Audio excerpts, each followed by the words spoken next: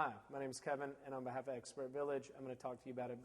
about template duplicate routing. And what that means is when you have to make a lot of similar pieces that are generally of complex shape, you want to make one piece, get it to the exact size you want it, and then take that and use it as a template for all the other pieces. So, for instance, on this piece here that was originally part of a display case that there were going to be 5 of them,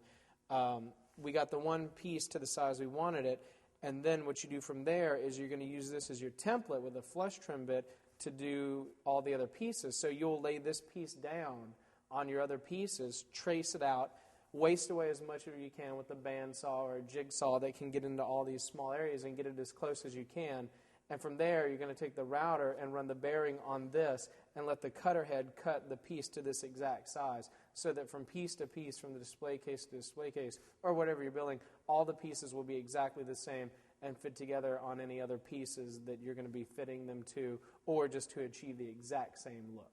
We have our template, and we've got our piece that we're going to duplicate to it. We've got the template on the bottom, so we have a bottom bearing bit here. This bearing is going to ride across the bottom piece, and this cutter head right here is going to cut this top piece to the exact shape. We've already rough cut it out on the bandsaw, so we've wasted away most of that material, so we just have just a little bit to take off.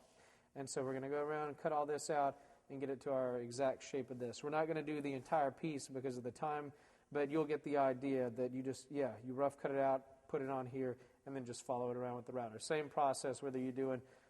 just this little bit or the entire piece.